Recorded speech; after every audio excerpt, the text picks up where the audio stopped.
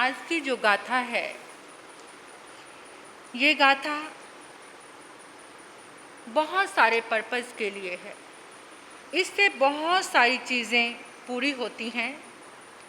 संतति, संपत्ति और सौभाग्यवर्धक ये जो गाथा है, संतान की तरफ से सुख देने वाली, यानी जो संतति है उसमें पॉजिटिव वाइब्रेशन रहेगी अगर आप इस गाथा का जाप करेंगे तो, और संपत्ति उसमें भी बैलेंस रहेगा, सौभाग्य का वर्धन होगा। ऐसा आचार्यों ने हमें ये अनुष्ठान दिया है। इस गाथा के निरंतर जाप से, निरंतर आराधना से, अगर हर एक गाथा का आप एक साधना शुरू करते हैं, जैसे ये तो हमने 48 दिन, क्योंकि समय ही इतना है, अभी तो 48 दिन तक चलेगा, लेकिन आप अपनी लाइफ में इस एक एक गाथा का अनुष्ठान 48 दिन तक आप कर सकते हैं। निरंतर इस गाथा को रख सकते हैं, यानी भक्तामर की साधना में आप निरंतर समर्पित हो सकते हैं।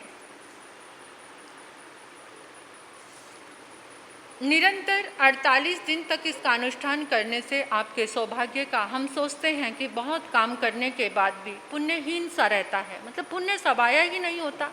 जिस समय पुण्य सबाया होता है उस समय अगर आप किसी भी चीज़ को हाथ लगाते हैं ना, तो कहते हैं मिट्टी भी सोना बन जाती है जब पुण्य जागृत होता है। और पुण्य कब जागता है?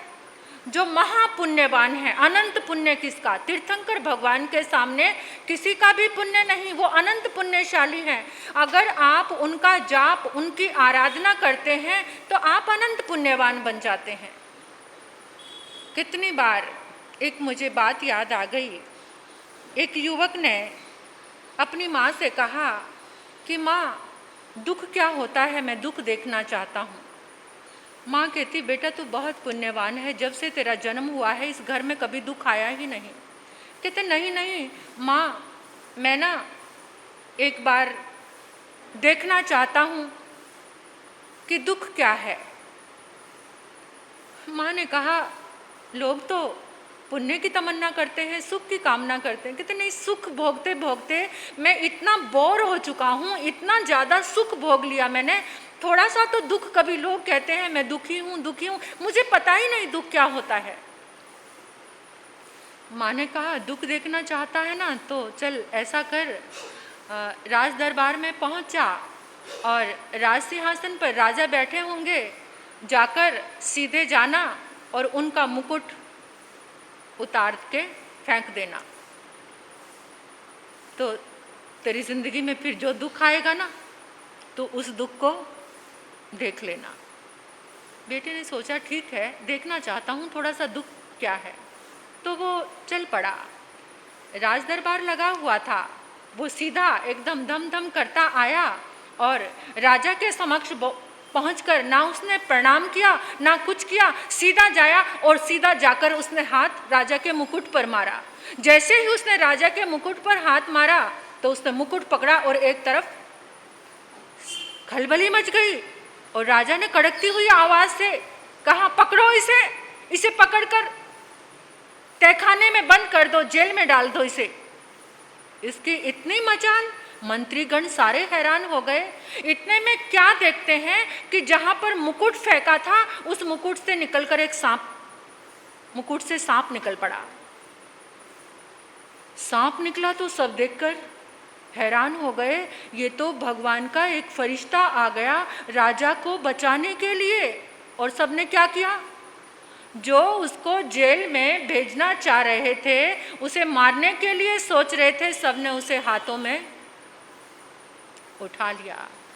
राजा कहने लगा कि लोग कहते हैं भगवान बचाता है, ये सामने मेरे पास क्या लेने गया था?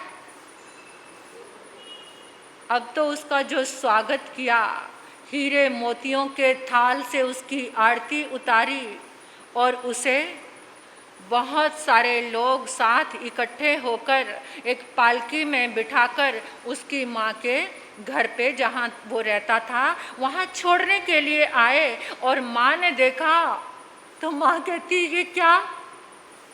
वो कहता, माँ देख ले, वो माँ कहने लगी, बेटा तू परम पुण्यवान है, तू दुख लेने भी जाएगा तो तुझे, और जब पुण्यहीन होता है सुख लेने भी जाओ तो दुख।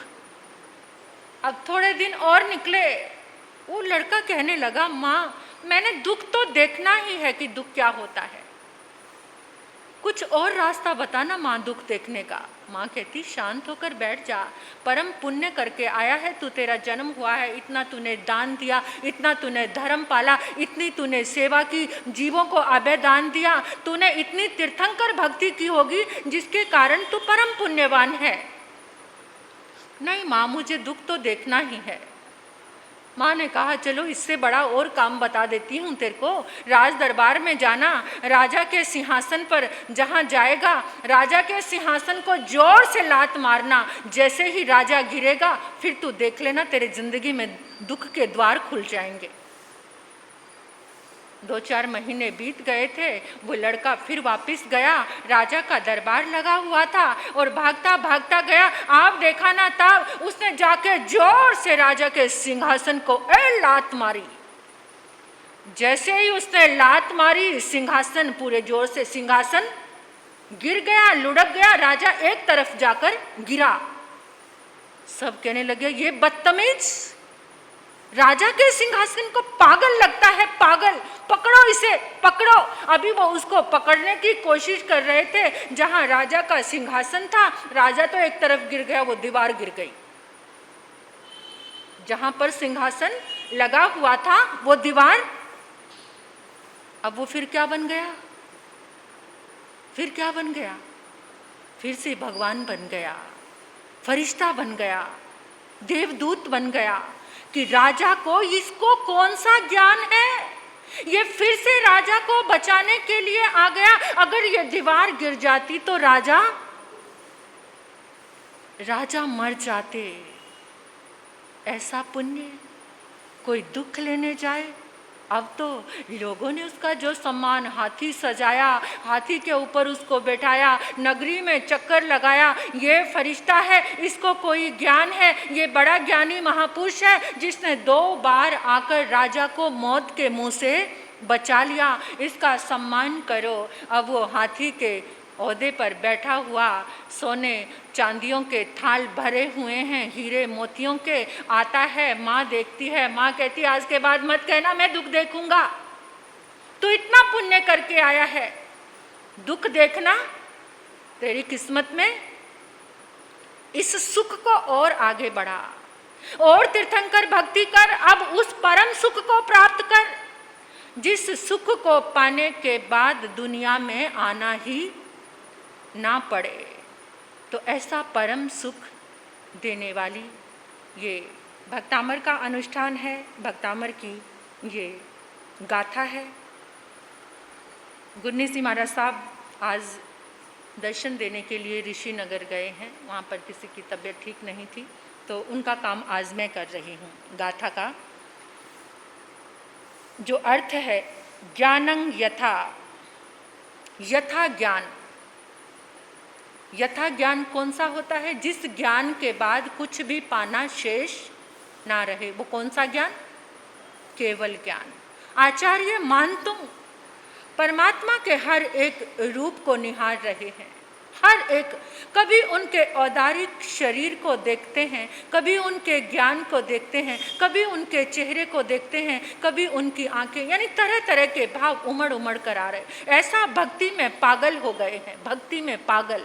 हम पागल हैं संसार के लिए, हम पागल हैं अपनी इच्छाओं के लिए, लेकिन जो भगवान की भक्ति में पागल हो जाता है, बड़ा मुश्किल है। इस मंजर को पाना आसान नहीं है, बहुत अनंत अनंत पुण्य लगते हैं, अनंत अनंत जन्म लगते हैं। लेकिन आचार्य मानतुम परमात्मा की भक्ति के दीवाने हो गए और प्रभु का अनेकों रूपों में साकार हो रहे हैं। परमात्मा आदिनाथ भगवान उनके सामने, और वो सारी अंधेरी कोठरी परमात्मा के प्रकाश से आलोकित हो रही है, महसूस कर रहे हैं, उनको दिख रहा है, हमें भी दिखता है। आप कितने बार, कितने एक कंटिन्यू हो जाते हैं उस सीन के, उस दृश्य के, आप घर बैठे अपनी दुकान में पहुंच जाते हैं और इतना खो जाते हैं कि वहाँ की एक एक चीज़ आपको नज़र आने लग जाती है। कितनी बार, और कितनी बार आप बाहर घूमने गए होते हैं तो अपने घर को याद करते हैं, घर की एक एक चीज़, और जो जो याद करता है वो आंखों में आने लगता है। हमारे साथ भी होता है, पर याद हमारे ऊपर डिपेंड है कि हम क्या याद कर रहे हैं। आचार्य मानतुम के सामने परमात्मा साकार हो रहे हैं और वो क्या कह रहे हैं, ज्ञानं यथा तवै विभाति कृतावकाशं, कि हे प्रभु आपका यथा ज्ञान तवै, आपका विभाति शोभायमान है, कृतावकाशं, उसमें कोई भी अवकाश की जरूरत नहीं है, अवकाश की गुंजाइश नहीं है। आपका केवल ज्ञान इतना शोभायमान हो रहा है। नैवं तथा हरिहरादिषु नायकेषु, कोई भी देवी देवता मिलकर उस ज्ञान की समता नहीं कर सकते, यानी किसी के पास भी वैसा ज्ञान, देवताओं को ज्ञान कितना होता है, लिमिट का होता है, अवधि ज्ञान होता है। देवों को 3 ज्ञान होते हैं देवता के पास, मति ज्ञान, श्रुत ज्ञान और अवधि ज्ञान। लेकिन आपके पास तो संपूर्ण ज्ञान है प्रभु, आप तो पूर्ण ज्ञानी हैं, और आपके ज्ञान की समता चाहे कोई भी न्यायकेशु, नायक भी क्यों ना हो। देवताओं का नायक कौन है, इंद्र आदि, ब्रह्मा विष्णु महेश, जितने भी देवी देवता हैं, कितने भी सबको ज्ञान है, लेकिन जो केवल ज्ञान है वो परम ज्ञान है। आप उस केवल ज्ञान से शोभायमान हैं। तेज संपूर्ण मनीषु याति यथा महत्वं, तेज संपूर्ण मनीषु, आपका ये केवल ज्ञान कैसा है, देवों के बीच में कैसा है, जैसे मणि का जो प्रकाश होता है वो सबसे श्रेष्ठ होता है। झिल मिलाती मणियों में जो महान रत्नों में महान रत्न मणि रत्न है, उस मणि रत्न का जो प्रकाश है वो सारे रत्नों में सबसे ज़्यादा है। इसी तरह से प्रभु आपका जो प्रकाश है केवल ज्ञान का, वो सबसे ज़्यादा चमकने वाला है। जैसे वो मणि सबसे याति यथा महत्वं, उसका महत्व सबसे ज़्यादा है। तेज संपूर्ण मनीषु, यानी मणि का जो प्रकाश है जैसे सब रत्नों में सबसे ज़्यादा तेजस्वी है, इसी तरह से प्रभु आपका ज्ञान है। नैवं तु काच शकले किरणा कुले अपि, तू काच, नैवं नहीं, कभी भी नहीं, नैवं प्राप्त नहीं करता, क्या, कांच यानी कांच का टुकड़ा। कांच का टुकड़ा बहुत चमकता है, अगर उसके पास सूरज की किरण निकले तो वो आंखों को चुंधिया देता है, इतना ज़्यादा चमकदार है वो। जो किरणें हैं वो मणि की किरणों के सामने फीकी हैं, वो नकली हैं, वो चमकती जरूर हैं लेकिन उसमें चमक नहीं है। इसी तरह से हे प्रभु आपका जो केवल्य ज्ञान है वो इतना ज़्यादा चमकदार है, इतना ट्रांसपेरेंट है कि तीनों लोकों की चीज़ें उसमें नज़र आती हैं। हे परमात्मा, अवसर प्रदान करने वाला यानी सबको मार्ग देने वाला, आपका जो केवल ज्ञान, जिस केवल ज्ञान से आप सुशोभित हो रहे हैं वैसा अन्य कहीं भी नहीं है। आपके ज्ञान के सामने कोई भी ज्ञान अन्य कहीं भी नहीं है, क्योंकि जो देवी देवताओं का ज्ञान है वो थोड़ा सा रास्ता बता सकता है, थोड़ा सा क्या हुआ क्या होने वाला है, लेकिन जो केवल ज्ञान है वो एक अवसर देने वाला है, एक मार्ग देने वाला है। यानी भटके हुए लोगों को परमात्मा का जो ज्ञान है वो अज्ञान के अंधकार को मिटाने वाला है। इतनी सामर्थ्य है आपके ज्ञान में कि आपका जो ज्ञान है वो अज्ञान रूपी अंधकार को मिटाने वाला है। तो यहाँ से एक बात और हमें समझ आती है कि इस गाथा का जाप करने से हमारे भीतर जो अज्ञान का अंधकार है, अज्ञान का अंधकार क्या, कि हम हर बात में नेगेटिव हो जाते हैं, हमारे पास सही सोचने की दृष्टि नहीं आती। जैसे किसी ने सही बात भी कही तब भी हम गलत अर्थ लगा लेते हैं। तो प्रभु आपके इस ज्ञान की आराधना करने से हमारी जिंदगी का अज्ञान का अंधेरा मिट जाएगा, अज्ञान मिट जाएगा। जैसे बाहर की जो चीज़ें हैं वो कांच के टुकड़े की तरह हैं, वो चमकती तो ज़रूर हैं लेकिन उसमें सत्य नहीं है, वो नकली है। लेकिन आपका ज्ञान यथार्थ उस मणि के जैसा है जिसकी चमक शाश्वत होती है, जिसकी चमक कभी खत्म नहीं होती। कांच मैला हो जाएगा तो उसकी चमक गई, लेकिन जो मणि है वो मैली होकर भी प्रकाशित रहती है। अगर वो मैली पुरानी भी हो जाए तब भी वो प्रकाशित रहती है। इसी तरह से हे प्रभु, आपका जो केवल ज्ञान है, आपका जो संपूर्ण ज्ञान है, ये तीनों लोकों को प्रकाशित करने वाला है, तीनों लोकों को अंधेरा मिटाने वाला है। तो निरंतर आप इस गाथा का, इस आराधना के साथ जुड़े रहना। और आज की जो आराधना है हमारी, आज की गाथा का जाप है, वो हमारे आत्मा चैनल के ओनर श्री विनोद जी जैन हम सब के बीच में आए हैं और उनकी तरफ से ही आज का ये लकी कूपन का जो प्रभावना है ये उनकी ओर से है। आपका हार्दिक हार्दिक स्वागत है। वैसे भी आप तो धर्म की बहुत सारी प्रभावना कर रहे हैं आत्मा चैनल के माध्यम से। आत्मा चैनल कहाँ कहाँ पर संतों की वाणी को, धर्म को, महावीर की वाणी को आप पहुँचा रहे हैं। आपका इस सभा में हार्दिक हार्दिक अनुमोदन, धन्यवाद है आपका। आप इतना सुंदर काम कर रहे हैं और हमारी मंगल भावना है कि आप निरंतर महावीर की वाणी को, अपने संतों की वाणी को, अपने इस जन शासन की आराधना को आगे से आगे पहुंचाएं। अभी मैं बता रही थी हमारे विनोद जी के लिए, हमारा पिछला जो चातुर्मास था इन्होंने ही बड़े हर्ष उल्लास के साथ इनकी प्रधानगी में हुआ था। तो इस सभा को आज ये सुशोभित कर रहे हैं, बहुत अच्छा लग रहा है। आपको वैसे तो आना चाहिए, अभी ये गाथा का जाप चलेगा। मैं चाहती हूँ कि आप जितनी धर्म की प्रभावना कर रहे हैं शायद इतना कोई कर नहीं सकता।